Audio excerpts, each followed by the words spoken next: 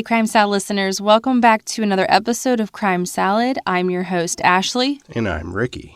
And we're here with part 2 of The Vanishings. This is a good case. It is, and it's one I've always wanted to cover. So if you would love to learn more about this case, be sure to check out the books. There's tons of books. Just to name a few, there's one called The Lost Girls by John Glatt, another one written by Amanda Berry and Gina DeJesus called Hope, and 2 books called Finding Me and Life After Darkness were written by the victim, Michelle Knight. So definitely check those books out. There's also one more called Captive, the story of the Cleveland Abductions by Alan Hall. Also, check out our new patrons. We have 3 lovely patrons this week. We have Tracy, Anita, A. Perry. Thank you guys so much for your support. We really appreciate it. I appreciate it more. All right, well, let's jump into this week's episode.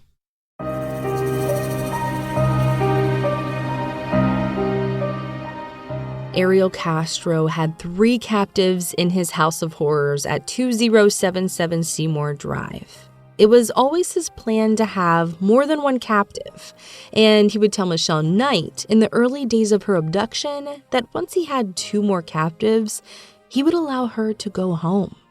He would occasionally mention that he wished he had been able to kidnap Elizabeth Smart or John Benet Ramsey because they were his ideal type.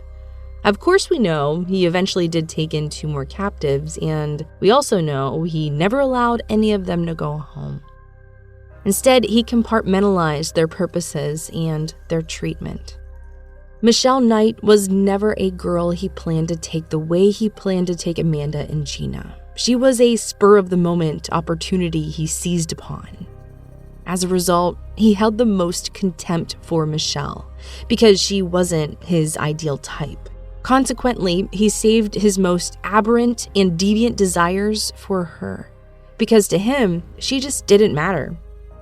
He rated the girls with hierarchy, and since no one was looking for Michelle, no one valued Michelle. He treated her with disdain. He also couldn't break Michelle. She had an iron will and was the least submissive. She never leaned into her captivity to make her life easier. She always fought back, which was something she later learned that he enjoyed. According to her book entitled Finding Me, A Decade of Darkness and a Life Reclaimed, she never gave up hope. She would pray daily that God would magically unlock her chains and set her free. She would tell Castro that he didn't have to keep them captive and he can go and get help, and she would support him. She encouraged him to talk to his pastor at church about what he called his sexual problem. He told the girls that he was a victim too, as if that explained why he held them hostage or would make them understand the purpose of their captivity. Michelle explained how he would make her watch a show on sexual addictions with him and then force her to act each of them out. He always saved the most abusive acts of depravity just for her. He would often choke her during sexual assaults or use an extension cord to strangle her until she passed out, only to revive her and assault her all over again.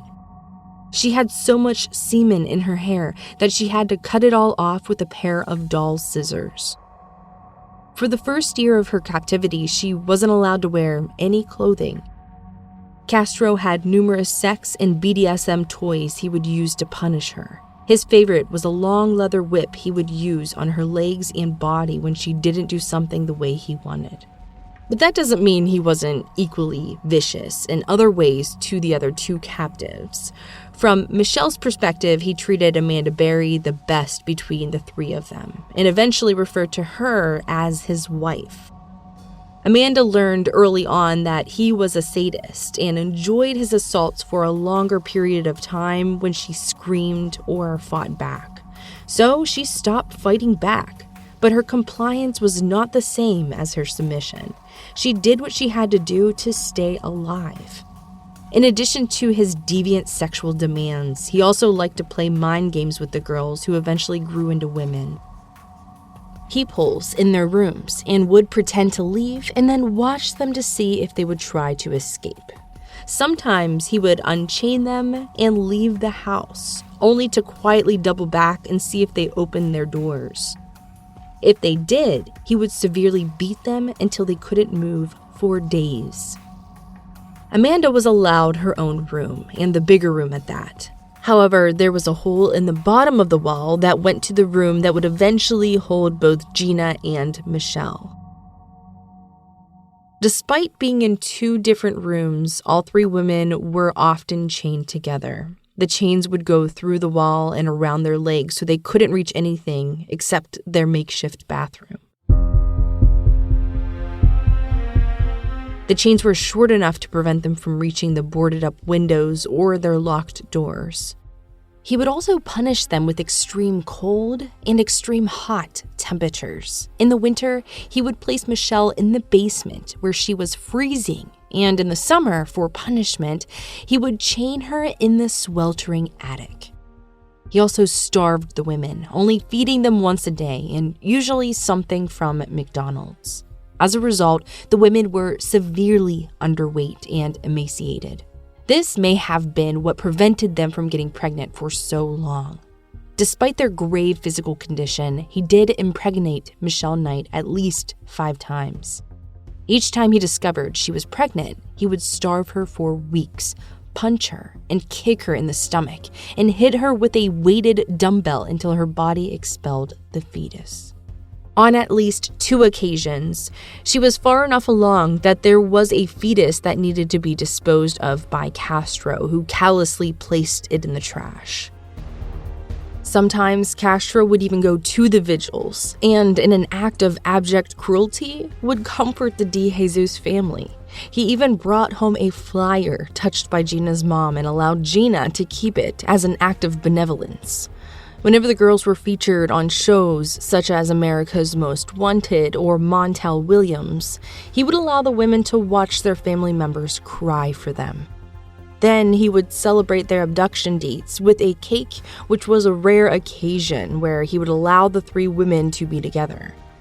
But he would never allow them to be friends. There were 3 of them and 1 of him. He made sure that they concentrated on their hatred on one another. It was just another way to control them and keep them from combining their efforts to escape. He would tell Gina and Michelle that they had to do things that Amanda refused to do. This would upset the girls and make them angry that Amanda had the choice to decline his more perverse sexual acts, a choice that was never given to them. This served to foster resentment between the women.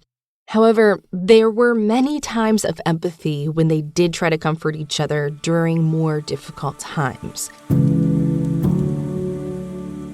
Like when Castro allowed Amanda Berry to watch her mother on the Montel Williams show. Williams had a psychic on who told Luana Berry that Amanda was somewhere underwater and she wouldn't see her until the afterlife. This absolutely destroyed Luana Berry. That is when she stopped buying Amanda birthday presents and Christmas presents and gave away Amanda's computer. Within a year, she died of heart failure. Amanda's sister said that their mother died of a broken heart when she lost hope for ever finding Amanda.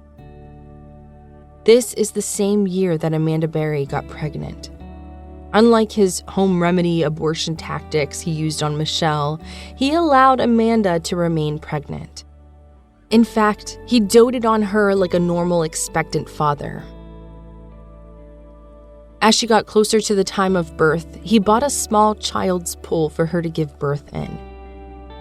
He bought a book on home births, and when Amanda went into labor, he sat in the corner reading the book while he demanded Michelle Knight deliver the baby. He told her if anything happened to Amanda's baby, he would kill her. This is especially cruel, given the way that he forced her to miscarry her many pregnancies. Michelle gave emergency medical care to the baby, who was born blue and not breathing, and eventually Jocelyn Jade Berry cried. Castro suggested leaving the baby at a church, but to his surprise, Amanda begged to keep the baby, and shockingly, he allowed it. But he wouldn't buy any clothing or diapers for the little girl. He didn't want anyone to know that he had a baby at his house. He forced the women to make baby clothes and diapers out of old shirts and gave Gina and Michelle the job of washing the diapers by hand. This new life in the house actually brought hope and camaraderie to the women.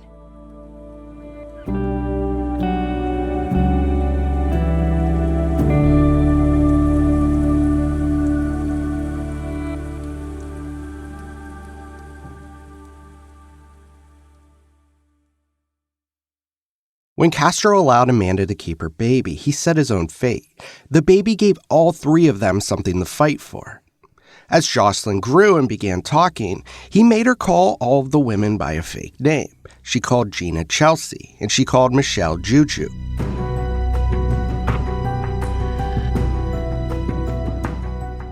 As she aged, Castro began taking her places. He would take her to his mother's house, the park, church, and sometimes the store. He would tell people she was his girlfriend's daughter. Because of Jocelyn, Castro was eventually forced to begin unchaining the women. Jocelyn began noticing and commenting on the chains and locked doors. At first, Amanda called them bracelets, but Jocelyn knew the bracelets prevented her mother from going downstairs with her. Even with this extra freedom, Castro still kept the downstairs locked up tight. There were bars on the windows, and the front doors were always chained with padlocks. It was also rigged with several different types of alarms. Castro had placed round surveillance mirrors in the corners of each room, so there were no blind spots. Even with the chains removed, the women were too scared to ever go downstairs without Castro's permission and watchful eye. That all changed on the morning of May 6, 2013. That morning, Jocelyn went into her mother's room and told her that Castro was gone and that he had forgotten to lock the girls' bedrooms. Fearing it was just another one of Castro's mind games, she sent Jocelyn back down to make sure that he wasn't home. Jocelyn came back up to her mother's room and told her that Castro's blue car was gone. By this time, Jocelyn was 6 years old, and Amanda was ready to risk it all trying to give her daughter a chance at freedom. She cautiously went downstairs to see for herself that Castro was gone. That's when she noticed that he had also forgot to lock the front door. She carefully opened the door, however, the sturdy storm door was still padlocked. Amanda could only open it enough to get one hand out. She noticed some neighbors across the street, and she bravely began screaming. She waved her arm and screamed that she was kidnapped and trapped in the house. That's when one of Castro's neighbors began walking towards the screaming woman. At the same time, Castro's next-door neighbor, Charles Ramsey, also started heading over to Castro's front door. Ramsey thought it was just another domestic disturbance, but he did try to help Amanda open the door. When he realized that it was padlocked, he began kicking out the bottom of the door and instructed her to kick from her side too. That is when the bottom panel finally gave way, and he told Amanda it was now big enough for her to crawl through. To his amazement, a little girl crawled out too. Amanda, holding her daughter, ran across the street and used the neighbor's phone to call 911. While Amanda and Jocelyn were escaping, Michelle and Gina were both upstairs hiding in their room. They were worried that this was another trick and that Castro was just waiting to catch Amanda and punish her. When police finally opened the door, Michelle Knight ran into the officer's arms, shouting, "You saved us! You saved us!" At first, the officers thought Michelle was another child. She was only 4'6" and weighed only 70 pounds. Police escorted the women to the hospital, and Amanda, Jocelyn, and Gina were released the next day to their grateful families. Michelle didn't have anyone at the hospital waiting on her release. It wouldn't have mattered anyways because Michelle was extremely sick. She had facial damage to her orbital bone. She had almost complete hearing loss in one ear due to the repeated blows. And she also had a severe blood infection. Doctors said if the women weren't found when they were, Michelle was at most 2 days away from dying. Within an hour of the women's rescue, Castro was found at a gas station where he was promptly arrested. Eventually, he would be charged with over 977 criminal acts. including aggravated murder for Michelle Knight's terminated pregnancies, 512 counts of kidnapping, 446 counts of rape, and half a dozen counts of aggravated assault.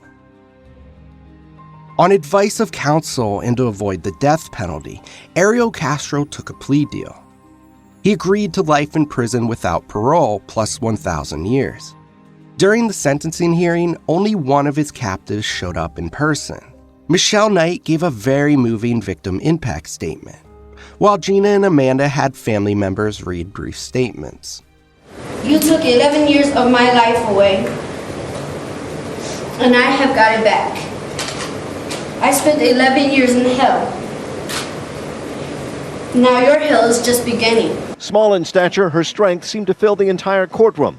Knight said fellow captive Gina DeJesus was her teammate, the only good to come from so much horror, a horror she put in her own words. I cried every night. I was so alone. I worried about what would happen to me and the other girls every day.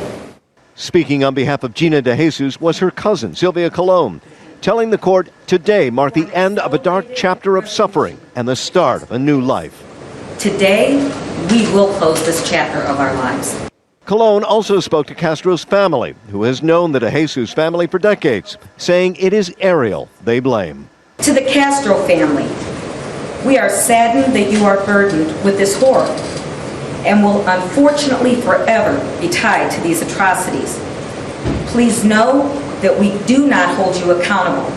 Most of her statement was said to the judge, but she spoke her last words to Castro himself in his family's native language. Que Dios se apiade de su alma. May God have mercy on your soul. Amanda Berry's sister fought back tears, describing the suffering Castro had brought to their family for years. It is impossible to put into words how much it hurts. Castro himself was given the opportunity to speak, delivering a rambling, self-serving statement. These people are trying to paint me as a monster, and I'm not a monster.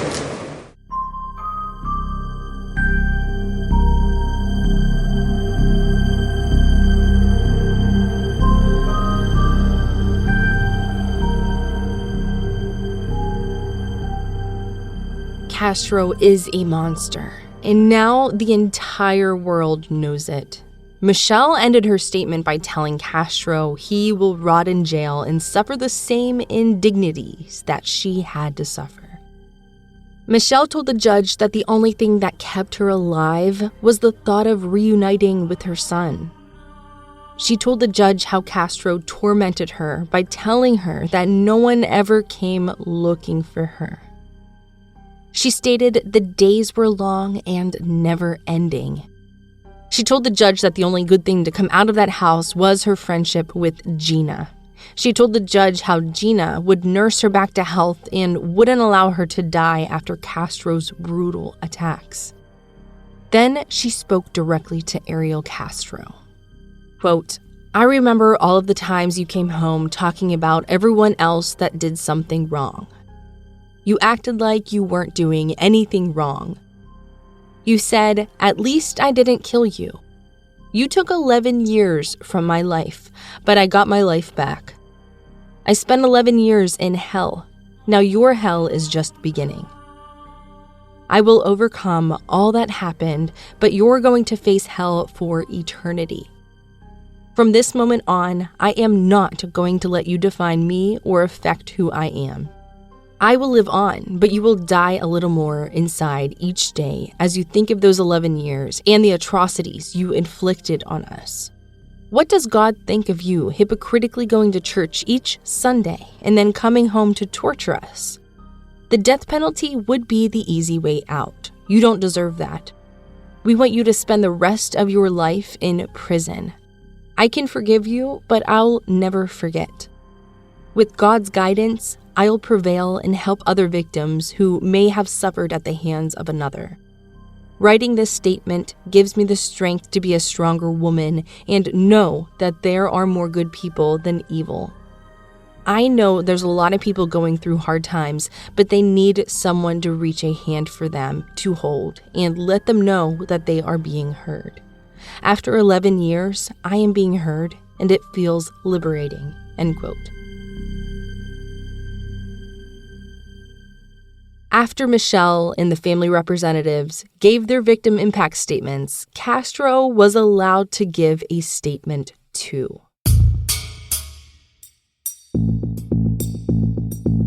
For 16 long minutes, he rambled on to the court, vacillating between taking full responsibility and then minimizing his actions. He took umbrage at being called a monster and emphatically told the judge he was just a sick person in need of help.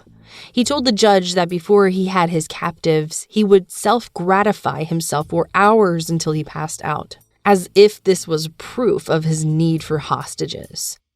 He even had the audacity to complain to the judge about some of the hurtful words spoken by the DeJesus family he felt were uncalled for.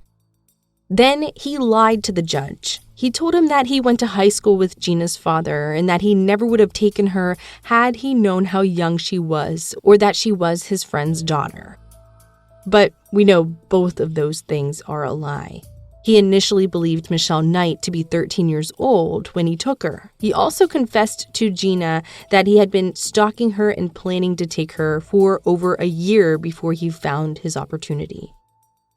Then Castro told the judge that he was the biggest victim of all and he needed help and understanding, but knows that he is being given jail instead. Castro acted like he was graciously going to accept prison only to help his captives heal, and not because that is where he belonged. He reminded the judge that he was sick and mentally ill because of being sexually abused as a child.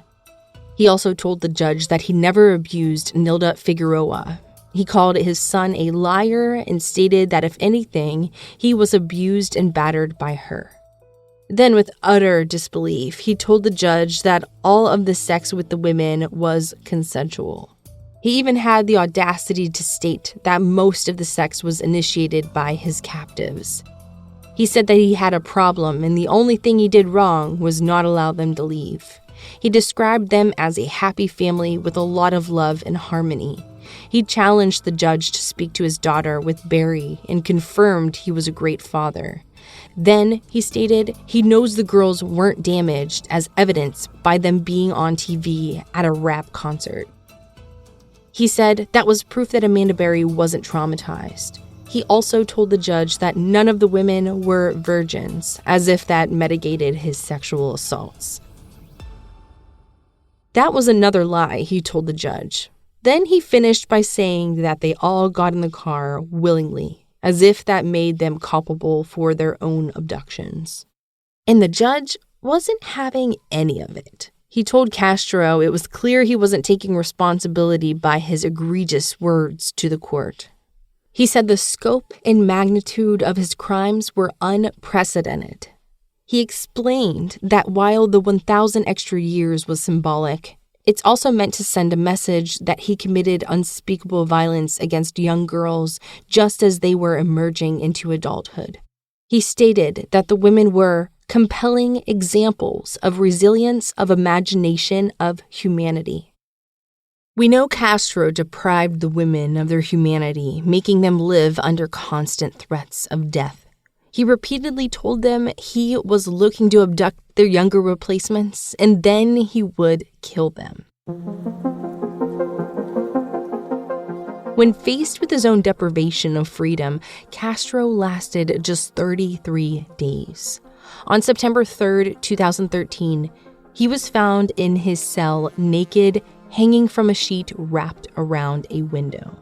When Castro was first held in county jail, he had been placed on suicide watch because he wasn't handling the threats of violence by other inmates very well. As a result, he requested solitary confinement for his own safety. Castro's prison medical records showed when he first arrived, he was diagnosed with mental health issues described as an adjustment disorder with depressed mood. When prison intake personnel asked him if he was suicidal, he denied that he was, stating he only pretended to be suicidal at county jail because he was afraid to be in general population. The clinician notes stated, "Inmate seems fairly stable at the present time. He does not appear to be actively suicidal or self-injury behavior inclined." There are a number of reasons that he cites as reasons to live, including his religious beliefs, his family, and his children.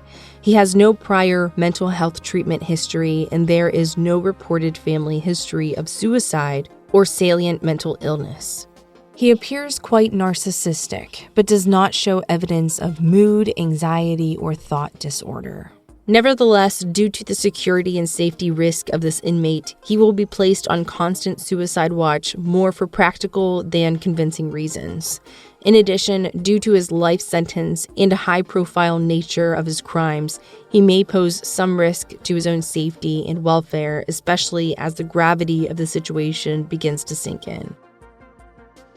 Castro's medical records showed over the next few days. They continued to watch and evaluate him, and he showed no signs of suicidal ideation.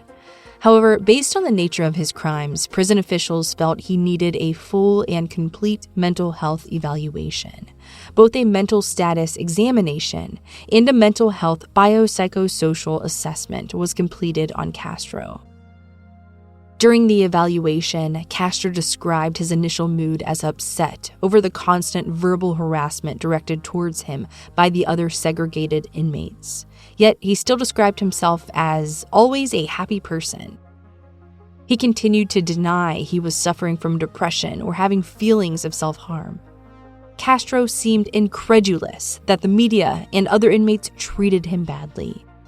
He again explained that his long-standing addiction to pornography and the mutual culpability of his victims allowed him to believe he lacked responsibility in his crimes.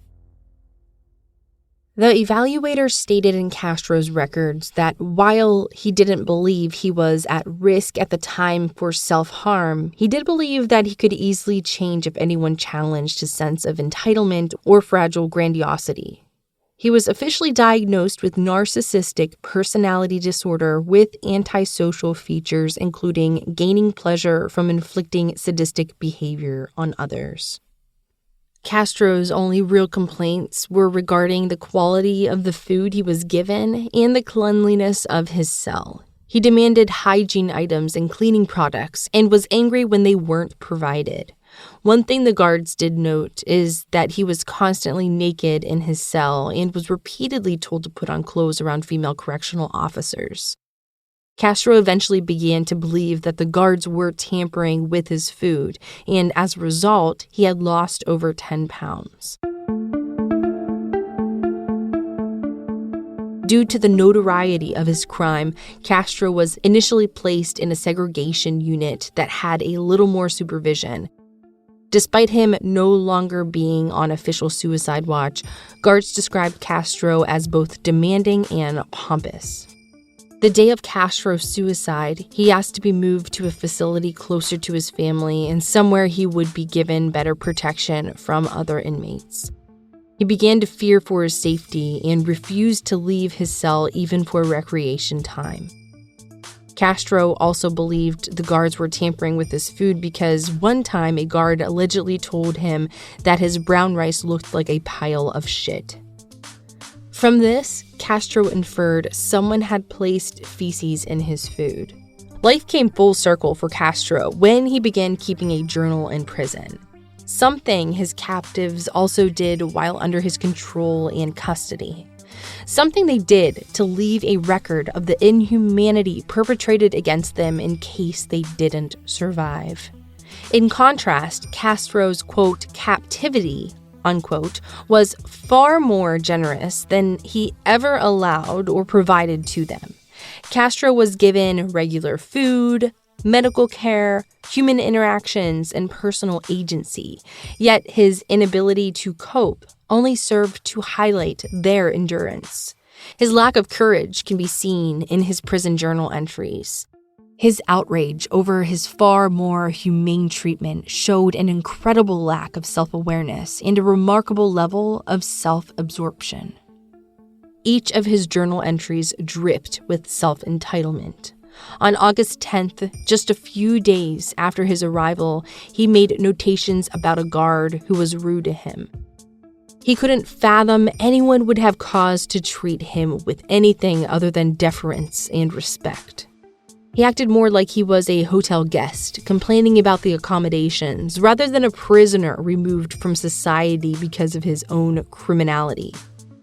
In some of his entries, it shows he still didn't grasp the seriousness of his actions. On August 13th, he wrote that he thought someone tampered with his food, giving him heart palpitations. His medical records backed this up. However, it was just a panic attack. It was telling that his coping skills for life in captivity were spiraling downward. A few days later, he complained to a guard about the lack of cleanliness in his cell. He also asked for clean linen and underwear. He wrote, quote, "Still, nothing gets done. I don't know if I can take this neglect anymore in the way I'm being treated. I'm getting frustrated. I will not take this kind of treatment much longer if this place treats me this way. I can only imagine what things would be like at my parent institution. I feel as though I'm being pushed over the edge one day at a time." It's important to note that while Castro was in prison, it wasn't going to be his final destination. The correctional system was still determining the best place to house him. Of course, Castro had thoughts on this and treated it more like a job transfer than a prison transfer. He continued to make demands that he be moved closer to his family so that he could have regular contact. The irony that he kept 3 innocent women as sex slaves and locked them away from their families for over a decade was completely lost on him. Yet, the thought of being imprisoned without his own family seemed outrageous to him.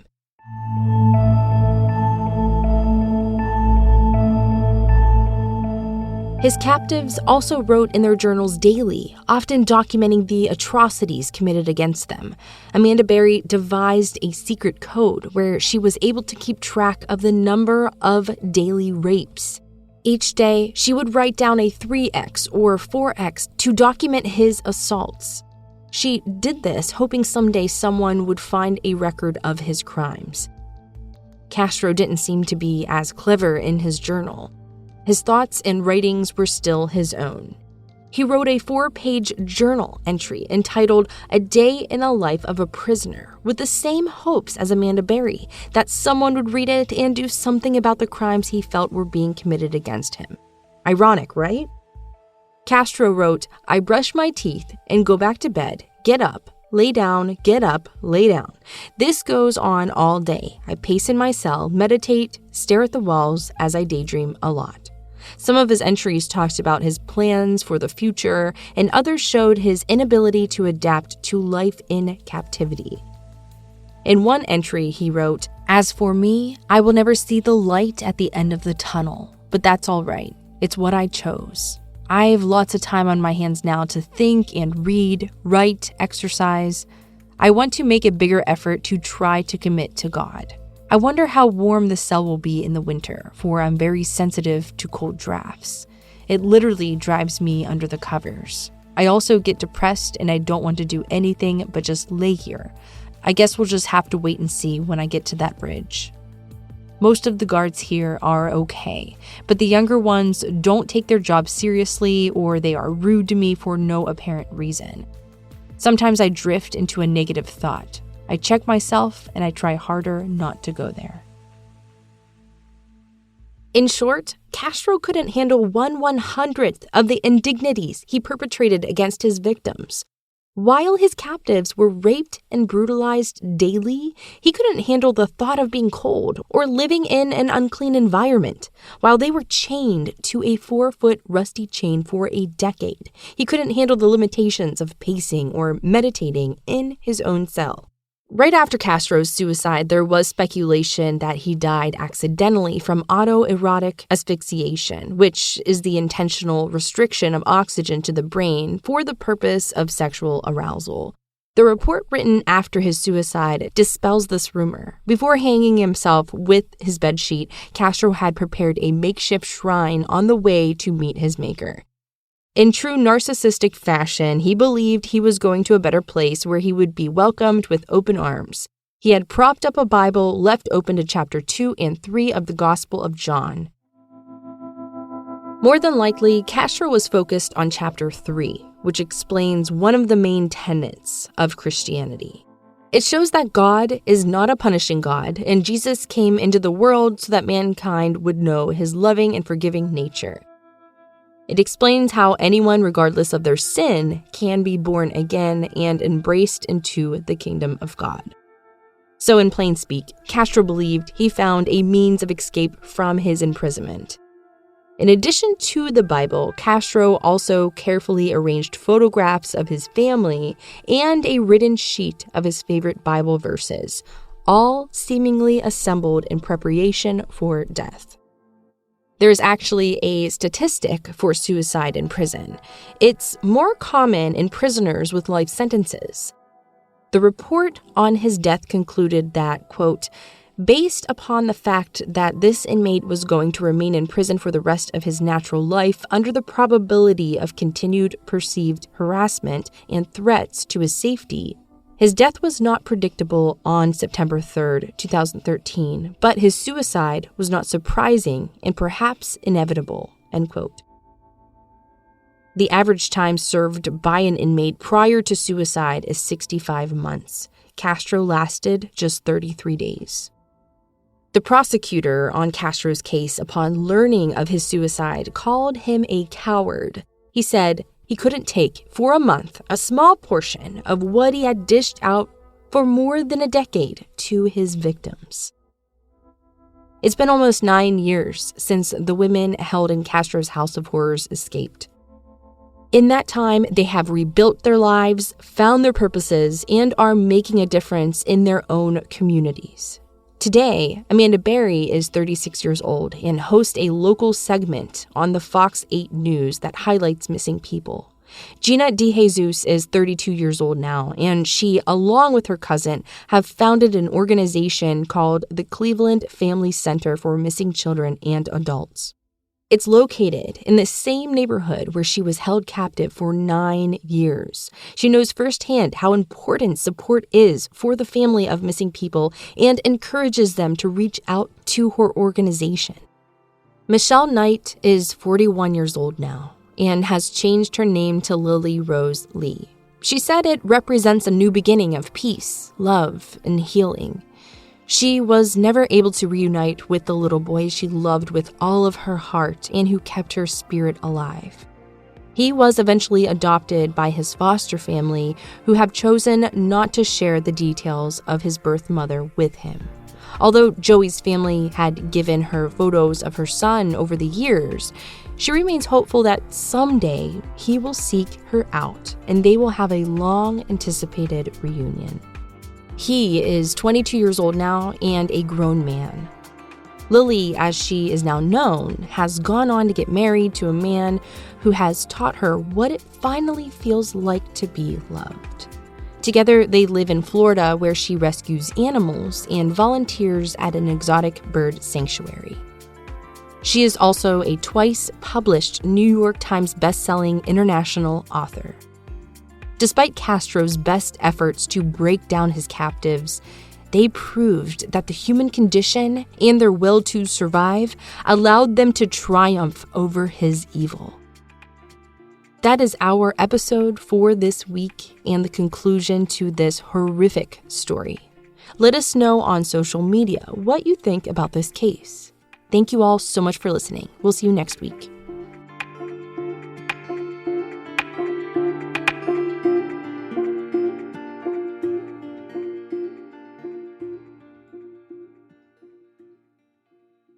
Crime Salad is a Weird Salad production. Are you kidding me? That was perfect.